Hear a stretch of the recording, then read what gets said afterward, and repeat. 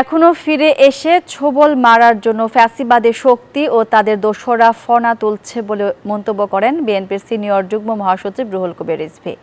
বিকেলে মিরপুরের টোলারবাগে ২৪-এর গণঅভ্যুত্থানে শহীদ মুত্তাকিন বিল্লাহর অসুস্থ স্ত্রী নাইমা এরিন নিতুর সাথে সাক্ষাৎ শেষে তিনি কথা বলেন।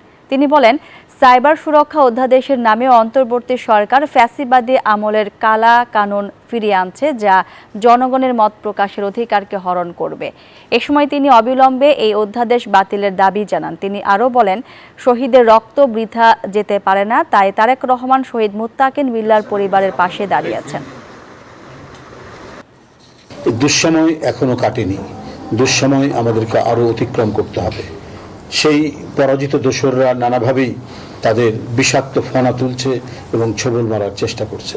আমরা তাদের বিভিন্ন সময়ে দুঃসময়ে যখনই তাদের কোনো বিষয় তা আসবে বা আমাদেরকে বলবে, আমরা তাদের পাশে এসে দাঁড়াবো।